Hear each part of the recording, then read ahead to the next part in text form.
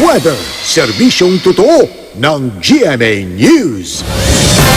Mga kapuso, umiiral ngayon ng Intertropical Convergence Zone o ITCZ sa Mindanao. Ayon po yan sa Pag-asa. Sa ITCZ, nagsasanib ang northeasterly at southeasterly winds at sa pagsasanib o convergence na yan, nabubuo ang mga ulap na nagdadala naman ng ulan at thunderstorm. Diyan din nabubuo ang karamihan sa mga bagyo na nakakapekto sa ating bansa.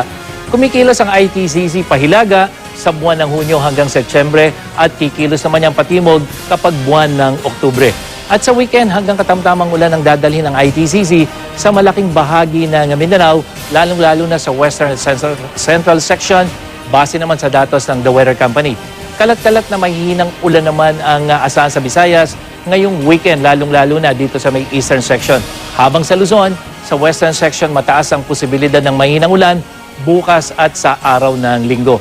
At sa Metro Manila, may posibilidad ng mahinang ulan sa hapon at gabi bukas, pero sa linggo mga kapuso, mas maaliwalas na panahon ang inaasahan. Tamang-tama po yan para sa mga may planong mamasyal para sa Mother's Day celebration.